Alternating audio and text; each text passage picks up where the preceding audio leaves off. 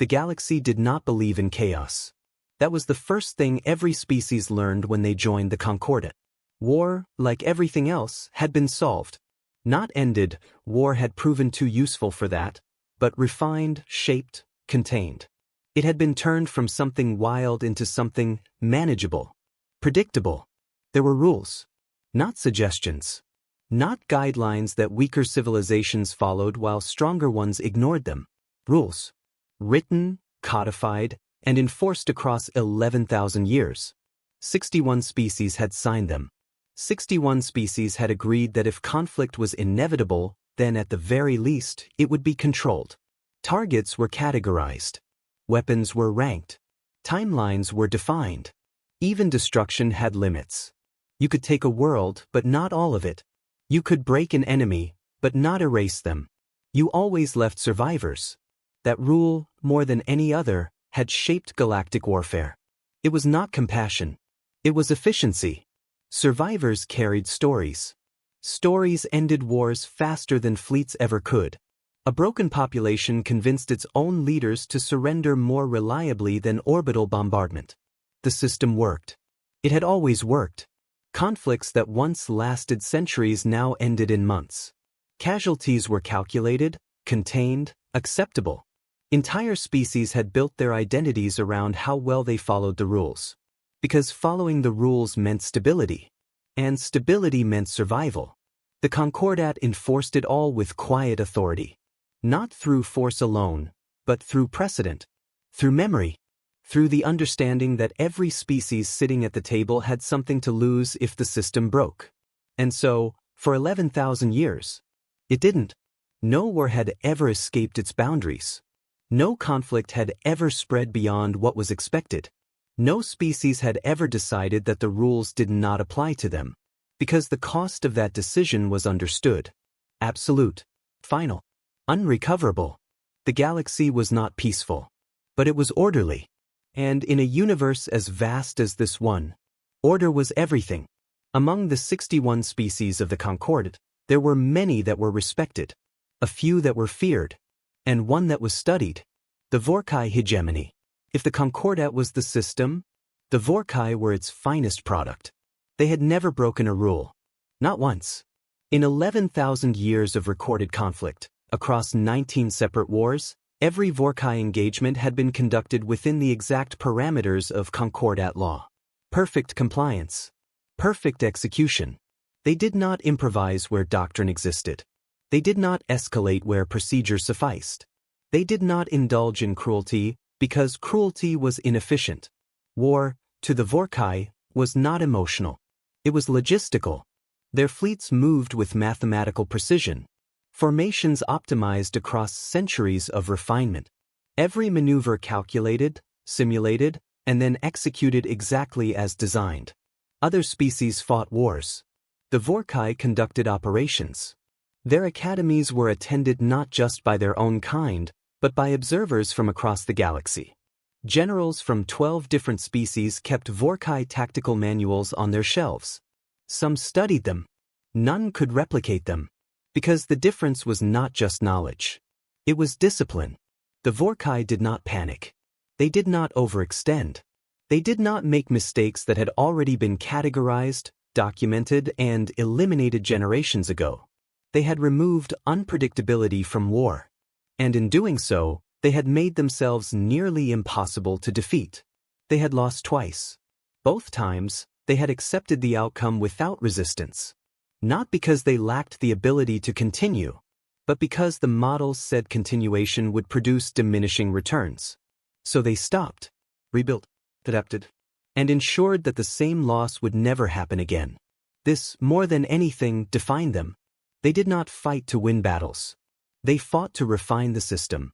Every conflict was data. Every opponent was a variable. Every loss was an adjustment. Over time, this had made them something unique in the galaxy.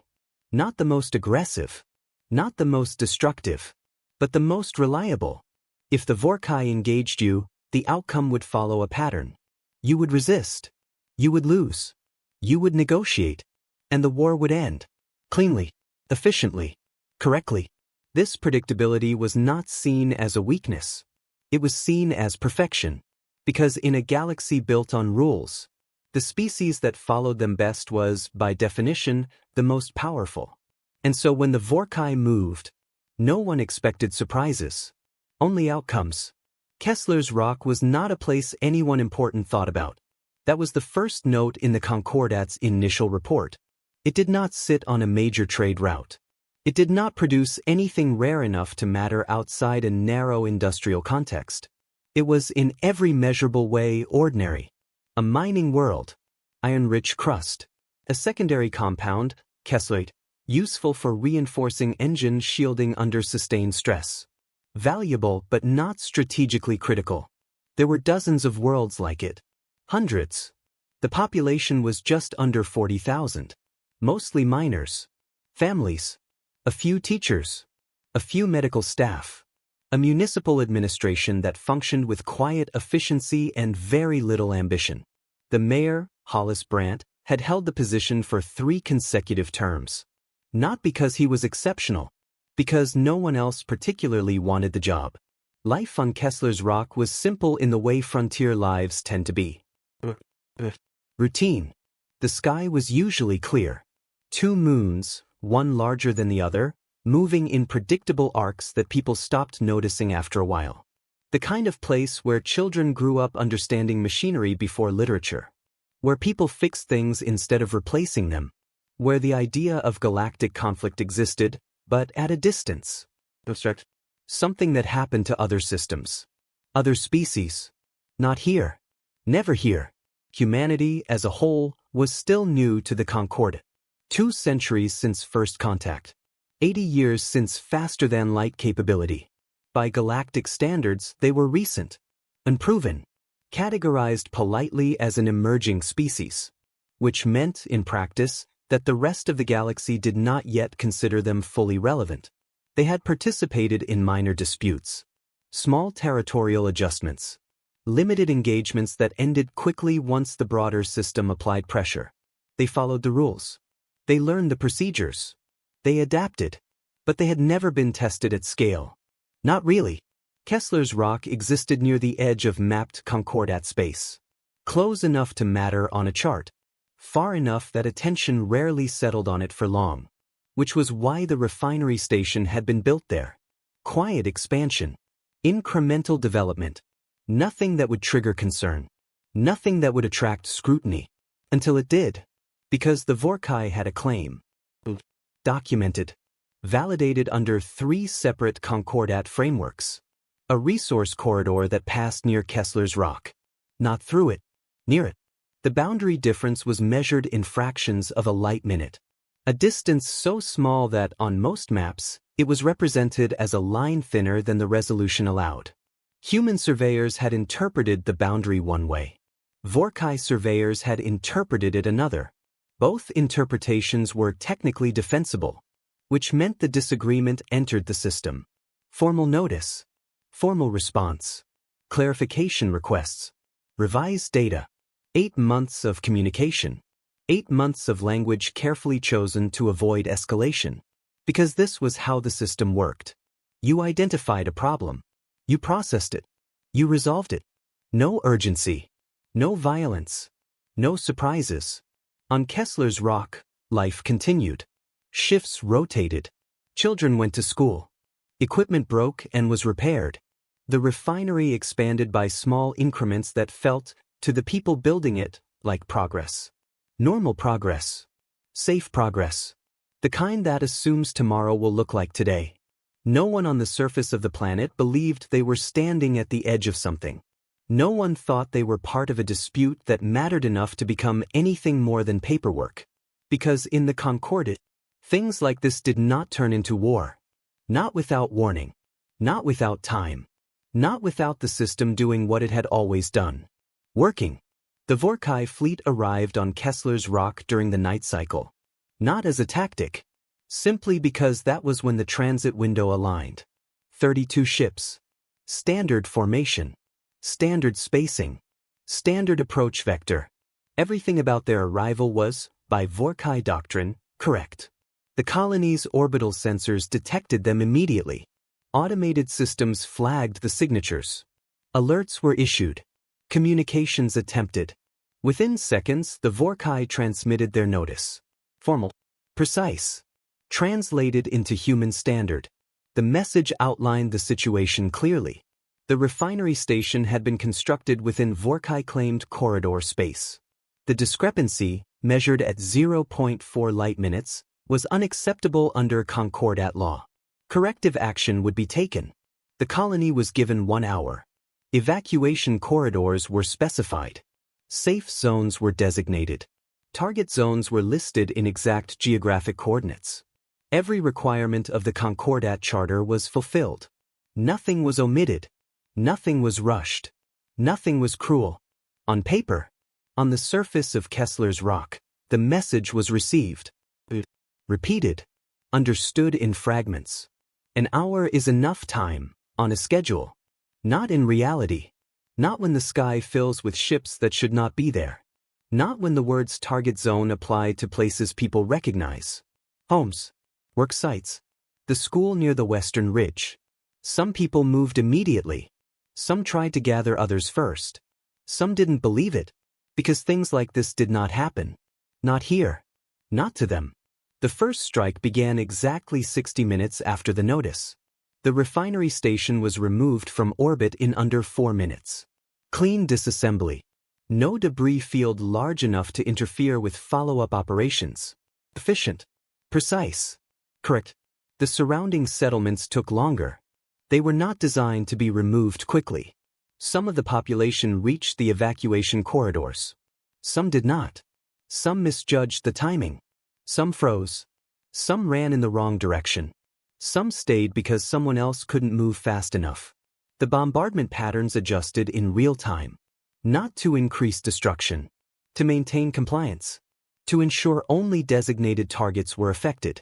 Everything proceeded according to plan. When it was over, one settlement remained. Intact. Supplied. As required. Food caches. Medical units. Communication relays. Everything necessary for survivors to function. And to report. The official casualty count was recorded in the Vorcai War Master's log. 8,312. Within acceptable parameters. The Concordat observers, stationed in orbit, reviewed the data. Confirmed compliance. Filed their reports. No violations. No excess force. No deviation from established rules. The system had worked. Exactly as intended. From orbit, Kesler's rock was quieter. Cleaner. The disputed corridor was now uncontested. The Vorcai transmitted formal terms to the nearest human diplomatic station. Then they waited. Because the next step was predictable. It always was. Survivors would arrive. Stories would spread. Leadership would assess. Negotiations would begin. Resolution would follow. The timeline, based on previous conflicts, was clear. 30 days. Possibly less. Everything was proceeding correctly. Everything was under control. And 8,312 people were dead. The survivors reached the nearest human diplomatic station on the 4th day. They did not arrive as a delegation. They arrived as people who had been somewhere else and had not fully left it yet. Some could speak. Some could not. Some answered questions with perfect clarity. Others stared at things that were not in the room. Medical staff classified it as acute trauma. The kind where the body continues functioning, but part of the mind remains fixed at the moment everything changed. They brought recordings. Fragments of the attack. Camera feeds from the colony. Personal devices. Audio logs. Partial data streams reconstructed from damaged systems. Nothing complete. Enough to understand. The footage was transmitted. Not slowly. Not selectively. Every human government received it within 48 hours. There were 312 of them. Different systems. Different structures. Different priorities. Some of them disagreed on nearly everything. Territory. Policy. History. Some of them had been in conflict with each other less than a generation ago. Some still were. But they all watched the same footage. They all saw the same sky. The same coordinates. The same settlements. The same number. 8,312. The Concordat expected variation, deliberation, internal disagreement. That was how emerging species behaved under stress. Fragmented, uncertain, slow. What happened instead had no precedent. There was no recorded instance in Concordat history of a species with multiple independent governments reaching full agreement on a matter of war. Not like this. Not this fast. Not this completely. All 312 governments responded, and every response contained the same decision. There would be no negotiation. Not yet. The Concordat ambassadors arrived on Earth 12 days after the attack. 7 of them. Senior representatives. Carefully selected. They came with the appropriate protocols. Condolences. Reparations frameworks. Mediation proposals. A structured path forward. They were received in Geneva, a conference room designed for serious conversations. Neutral space.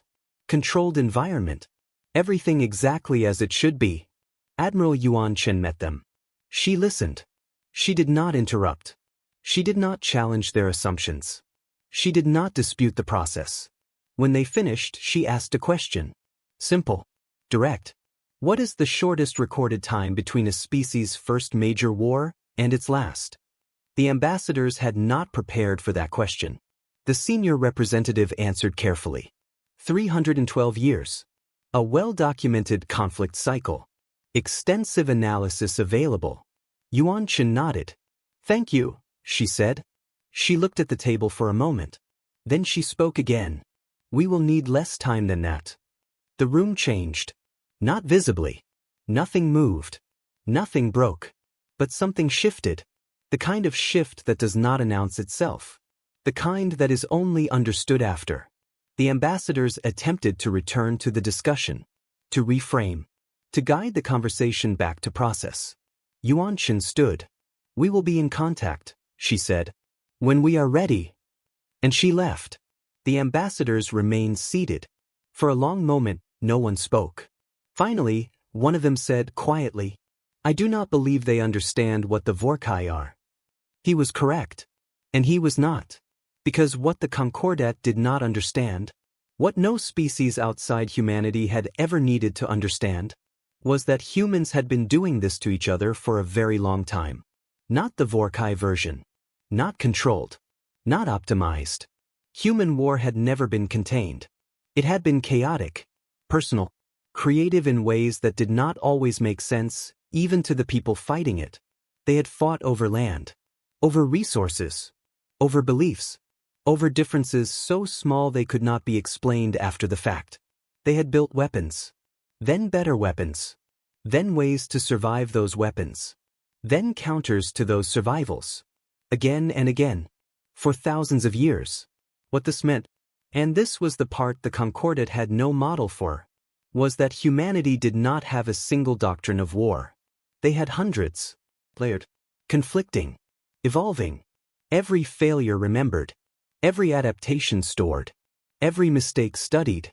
They knew what to do when they were outmatched, because they had been outmatched before. Many times. They knew what to do when they were losing, because they had lost before.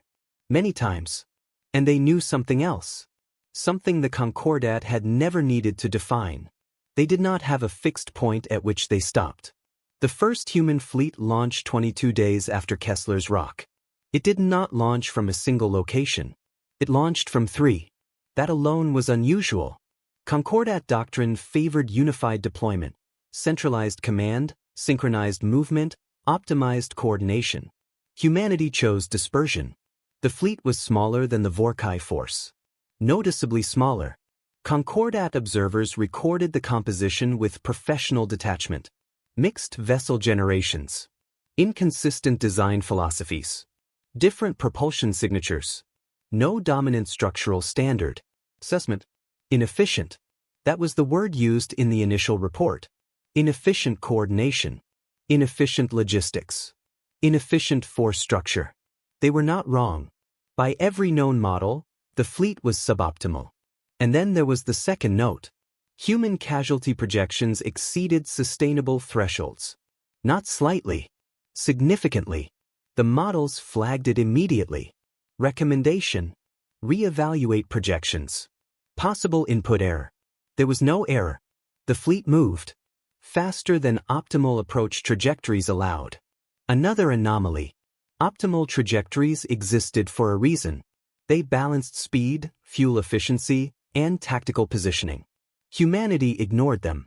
The fleet approached at angles that sacrificed efficiency, burned more fuel, introduced more variables, reduced predictability, which, according to every established doctrine, was a mistake. It was not a mistake. It was a choice. The first engagement began in orbit above Kesler's rock. The Vorcai responded exactly as expected. Formation lock. Target prioritization. Engagement sequencing. They took orbital control within 40 minutes. Controlled. Correct. The human fleet withdrew. Not slowly. Not in disorder. A sharp retreat. Immediate disengagement. To a Vorcai tactician, the pattern was familiar. You engage. You assess. You withdraw to regroup. You return when conditions improve. The humans regrouped. For 4 hours. At the system's edge. Then they came back. From a different direction. Not the optimal one. Not the one the Vorcai defensive grid was calibrated for. A worse angle. By every formal metric. They attacked. They lost again. They withdrew. Then returned again. Different vector. Different timing. Slightly different configuration. Not random. That was the problem. If it had been random, it could be modeled as error. This was not error. This was adjustment. Real time. They were learning. Not between battles. During them. Sorithvel, Vorcai War Master, ran the models. He adjusted variables. Refined assumptions. Reran projections.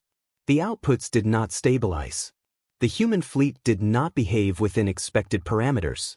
They did not conserve strength. They did not avoid unfavorable engagements. They did not demonstrate a clear retreat threshold. They absorbed losses. And continued. Not blindly. Not recklessly. Deliberately. They would push until resistance peaked. Withdraw just enough to reset the engagement. Then return from somewhere else. Each time slightly different. Each time forcing the Vorcai to adjust. Each time introducing friction into a system built on precision. On the 29th hour of continuous engagement, Sorith noticed something. A small deviation. His crew, disciplined, trained, consistent, began checking sensor feeds more frequently than required.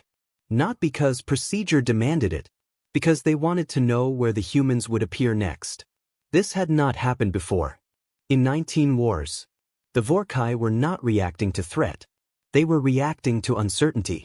The second report Sorith sent to command was longer than the first. It contained all standard data. Casualty numbers. Fuel expenditure. Positional analysis. At the end he added one paragraph. Neutral tone. Precise language. Human forces do not respond to losses in accordance with established models. Expected indicators of withdrawal are absent. Assessment, either current models are insufficient or human forces are operating without a defined retreat threshold. Recommendation, assume the latter. Command acknowledged. Continue standard engagement. Behavioral anomaly noted. They did not yet understand what they were being told. On the ground, the pattern repeated. The Vorcai advanced. Methodically. Secured positions. Controlled territory. The humans retreated. Into terrain. Into tunnels. Into places that did not exist on standard tactical maps. Supply lines should have failed. They did not. Supplies appeared in locations that made no strategic sense. Until you understood the logic. The point was not efficiency. The point was survival. Caches were hidden where no efficient army would place them. Because efficient armies assumed rational behavior. Humans assumed the opposite. They fought outnumbered. Repeatedly. And when asked how they compensated for the imbalance, one human commander answered, "We've had a lot of practice." The Concordat observer recording the statement noted, no further clarification provided. They built defenses out of debris. Improvised lines that should not hold. Held anyway. They used humor in moments where other species would collapse. They attacked when logic dictated withdrawal. They withdrew before logic expected it. Every pattern that defined war, or ignored, the models began to fail. Not gradually, fundamentally, because the models relied on a core assumption. That loss produces caution. That damage produces hesitation. That sustained pressure leads to cessation. Humanity did not follow that progression. Loss did not slow them. It focused them. Sorethvel sent a third report. Shorter, less structured. A single question at the end. What does a species do when loss increases its willingness to continue? He did not expect an answer. He did not receive one. And somewhere between the first engagement and the ones that followed, the Vorcai began to understand something. Not completely. Not yet. But enough to change how they watched the battlefield. This was not a war within the system. This was something else. Something that did not have a defined shape. Something that did not end where it was supposed to. Something that did not stop. The first message Sorethvel sent after the engagement cycle stabilized contained 3 words. Nothing else. No data. No projections. No formal structure. Just 3 words. They don't stop.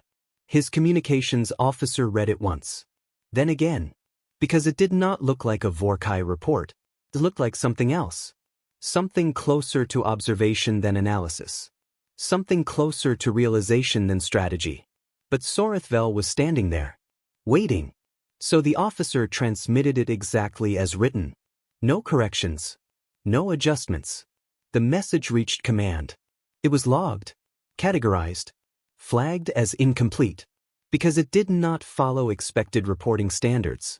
Follow-up requests were prepared. Requests for clarification, for data, for structure, none of which addressed the problem. Because the message was already complete. They don't stop. The phrase spread, quietly at first, embedded in longer reports, referenced in observer notes, repeated in analysis summaries that did not yet fully understand what they were repeating. Concordat analysts attempted to formalize it, translate it into model-compatible language, define parameters. What does do not stop mean? No retreat threshold? Delayed culmination point? Nonlinear morale response? They built frameworks. They adjusted variables. They ran simulations. The outputs failed to stabilize. Because the phrase was not a variable. It was a condition. On Kesler's rock, the survivors heard it. Not as a report. As a feeling. The first human ships returning to orbit. And again. And again. Not winning. Not yet. But not leaving. Among human forces, the phrase was not official. It was not issued. It was not required. It existed anyway. In conversations. In silence. In the space between decisions. It did not need explanation. Everyone understood it. Because it was not strategy. It was recognition. When the Vorcai initiated psychological operations, they followed established protocol. Broadcast the damage. Broadcast the loss. Broadcast the cost. The footage of Kesler's rock was transmitted back to human forces. Complete. Unavoidable. The expectation was consistent with prior models. Morale degradation. Hesitation. Reassessment. A shift toward negotiation. There was a pause. 47 seconds. Then humanity responded. Not with a countermessage. Not with denial. They transmitted the footage back. Identical. Unedited. Every human ship. Every ground unit. Every open channel. And this time, there were words. 11 of them. This is why we are still here. We remember. The Concordat recorded it. Filed it. Analyzed it. The Vorcai received it. Observed it. Reassessed. Because the operation had produced the opposite of its intended effect. The weapon had not weakened the target. It had reinforced it. Sorethvel watched his crew as they processed the transmission. He had seen fear before. He had seen hesitation. This was not that. This was something more complex. A shift in expectation. A realization that the feedback loop was broken. That cause and effect no longer aligned. He updated his internal assessment. Not formally. Not in a report. in the part of his thinking reserved for things that did not yet have proper language. The human response to loss was not resistance. It was integration. They did not move past it. They carried it forward. And carrying it forward did not slow them down. It removed the possibility of stopping. They don't stop. The phrase changed how the war was understood. Not just by the Vorcai. By everyone watching. Because once it was said, once it was recognized, every action that followed aligned with it. Every engagement, every return, every escalation. It was no longer a question of outcome, or timeline, or strategy. It was a question of duration. How long could a system built on limits sustain contact with something that did not recognize them? The answer had not yet been reached, but the direction was clear. And for the first time in 11,000 years of recorded conflict, the Concordat did not have a model for what came next. For 11,000 years, there had been a boundary. Not written, not codified, not enforced by law. It did not need to be, because every species understood it. You fought at the edges. You fought over corridors, resources, disputed zones. You fought where war was supposed to happen. You did not take the war home. Not to core worlds. Not to interior systems. Not to places where civilians did not expect to hear the word target applied to them.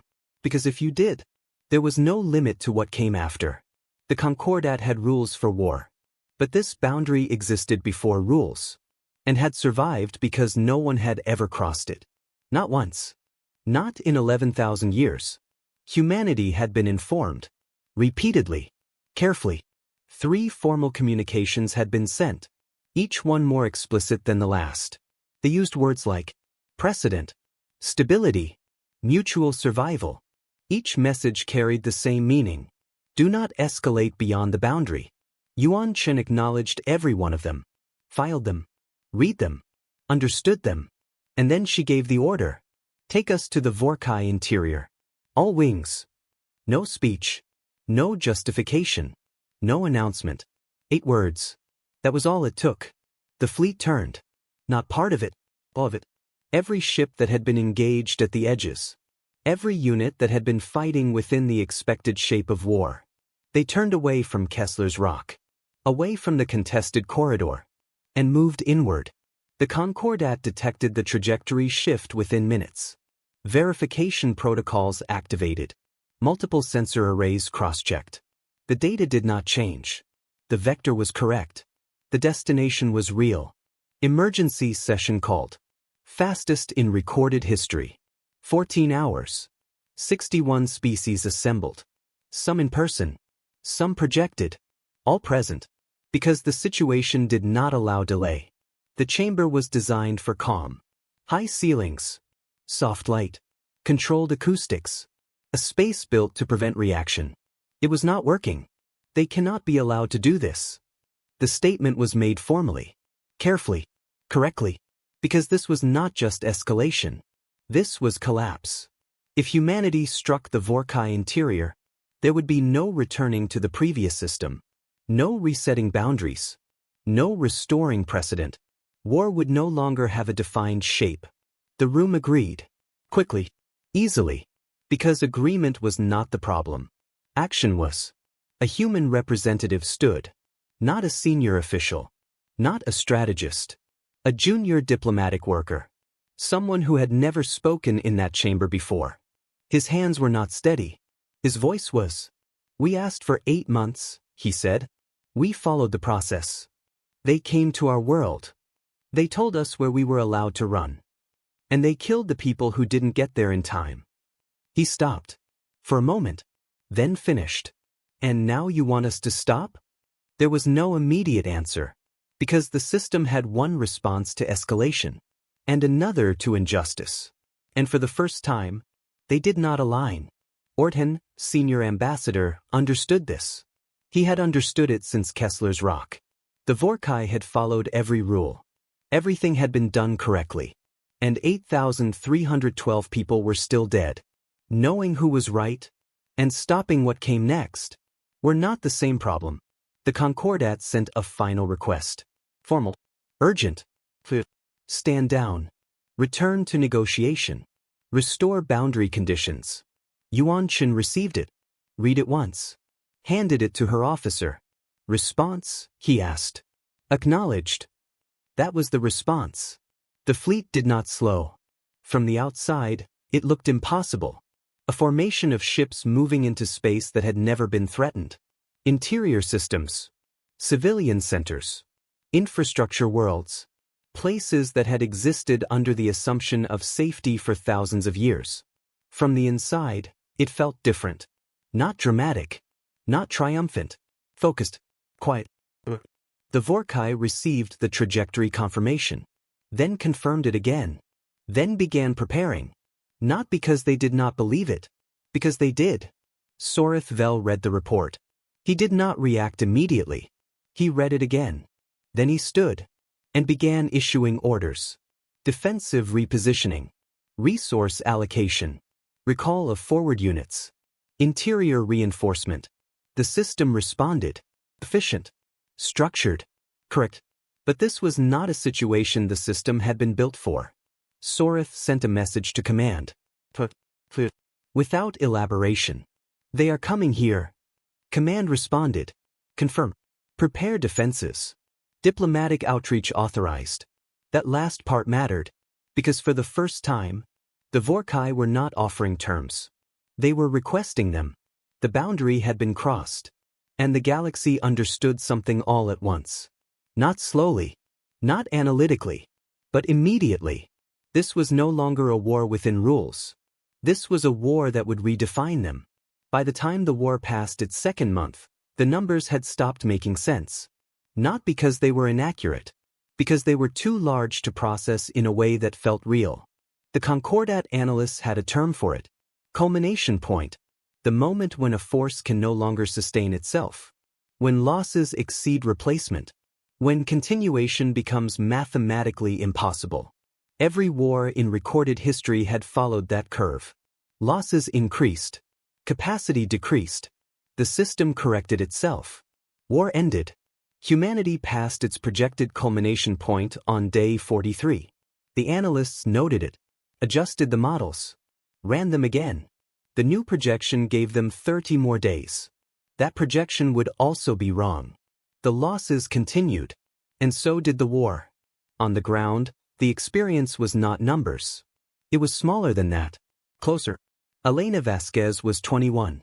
She had been 19 when she enlisted. She had not expected to leave her planet. Not this way. Not this fast. Her unit landed on Kesler's rock during the second wave. After the first orbital engagements had already begun. After the first casualties had already been recorded. After the first version of normal had already ended. She was good at the job. That was what her commander wrote in the first assessment. Quick, attentive, decisive without hesitation. She killed someone on her fourth day. A Vorcai soldier moving through rock formations. There was no time to think about it. Training acted. The report was filed. She ate. She tried to sleep. She did not sleep well. That was expected. By the end of the first month, she was sleeping fine. She did not examine what that meant. There was no time. War compresses things. Thought. Emotion. Everything becomes immediate. The next action. The next decision. The next moment. Letters home started long. Then became shorter.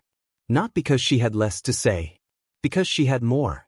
And most of it did not belong in a letter. She stopped apologizing in them. She did not notice when that changed. Only that it had. Around her, the war continued.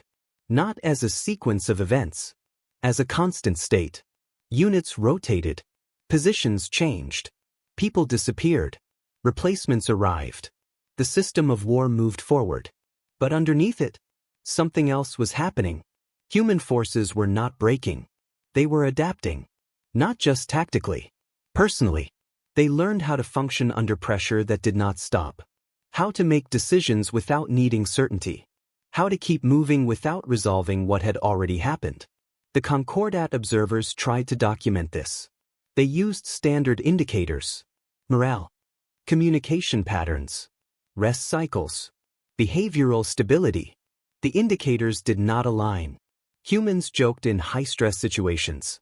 They laughed in moments where models predicted silence. They built routines in environments that did not support routine. When one observer asked a human soldier how they managed it, the soldier shrugged. "What else are you going to do?" The question was recorded, filed, flagged. Not because it answered anything. Because it didn't. The psychological campaigns continued. The Vorcai broadcast losses. Images. Numbers. Memes. The intent was clear. Increase pressure. Force reflection. Encourage cessation. Humanity did not respond by reducing engagement. They responded by reinforcing purpose. The footage of Kesler's rock became something else. Not just memory. Not just evidence. A reason. This is why we are still here. On Earth and on the colony worlds, the war existed differently. Quieter, but no less present. Factories changed output. Civilian production shifted to military supply. Families adjusted. Spaces at tables remained empty. Then became normal. Birth rates declined. Slightly. Statistically measurable. Emotionally unspoken. Children grew up with the war as background. Not understanding it, but understanding its presence. No ceremonies marked these changes. No announcements. But they were recorded. Because everything was recorded. Yuan Chen reviewed the numbers every morning. With her coffee. She did not look away from them. She also did not slow the war. Because the numbers were not the deciding factor. They never had been. The question the Concordat kept asking, when will they stop, had an answer. Not when the losses reach a threshold. Not when the models say continuation is no longer viable. When it is finished. And finished did not mean victory. It meant something else. Something harder to define. A condition where what had happened on Kesler's rock could not happen again. That was the endpoint. Till then, the cost continued. And it was paid. Daily. Individually. Completely. Elena wrote one more letter near the end. Direct. "I'm good at this," she wrote. "I don't know what that means yet. I'll figure it out when I'm home." She sealed it. Sent it. Went back to work. Because that was the pattern. You carry it. You continue. The war ended on a Tuesday. That detail mattered to only one species. But they were the ones counting. The armistice was transmitted through Concordat channels. Formal. Complete. 47 pages of language. 3 pages of terms. The terms were simple. Unconditional. The Vorcai accepted them. Across the galaxy, the response was not uniform. Some celebrated. Some did not react at all. Some stood in quiet places and tried to understand what had just ended. Because the end of the war did not feel like an end. It felt like a shift. The Concordat recorded everything. As it always had. The full archive. Every transmission. Every engagement. Every number. The final record was 11,000 pages. Longer than any conflict in its history. Shorter than what it represented. The analysts reviewed the data. Again and again. The conclusion did not change. Humanity had exceeded every projected limit. Not temporarily. Fundamentally. The models had not failed. The assumption had. That loss produces stopping. It did not. Not for them. In the years that followed, the Concordat adapted. New frameworks. New language. New boundaries. Not because they chose to. Because they had to.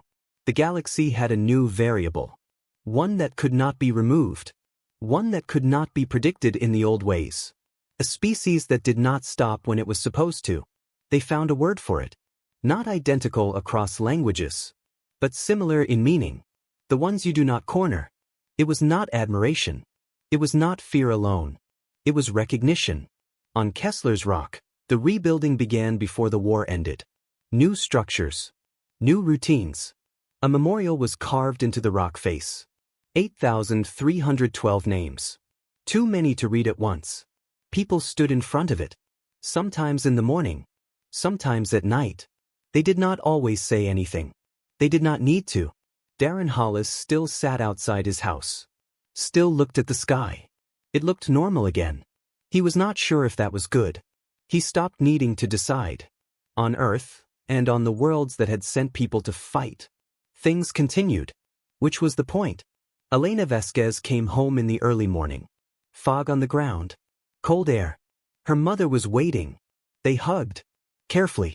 Like something fragile had been returned. She said she was okay. She mostly meant it. The days after were not dramatic. There were appointments. Assessments. Conversations that tried to put shape to something that did not yet have one. A psychologist wrote in her file. Functioning at high capacity. Recommend continued observation. Subject carrying unresolved internal load. It was accurate, but incomplete, because what she was carrying did not need resolution. It needed space. 3 years passed. Not quietly, but steadily. Elena stood in her mother's kitchen on a Saturday morning. A cup of coffee in her hand. Too strong. The way it had always been. She had spent years pretending to like it. At some point, she had started to. She stood by the window. Looked outside. Nothing unusual. A yard. A tree. A bird arguing with another bird over something small and urgent. The argument resolved badly. Both birds left. She watched the whole thing. And laughed.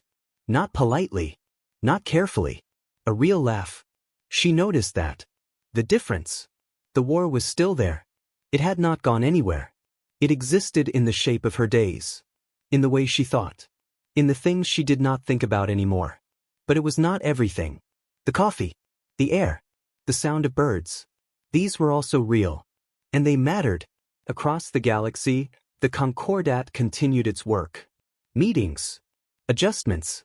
Quiet conversations about what had changed. Orthen, senior ambassador, wrote a final note in his private archive. I have seen wars begin in ignorance and end in exhaustion. I have seen species change because of conflict. This is different. This is not what they became. This is what they chose to be. He sealed it. Filed it. Because some things were better understood later. In the assembly hall, 3 years after the war, a human diplomat was asked a question. How does your species come back from something like that? She thought about it. Then answered. We don't. The room was still. We go home, she said. And we carry it with us. It becomes part of the life we build next. That's what you're seeing. There was no follow-up. Because the answer was complete. The galaxy had learned something.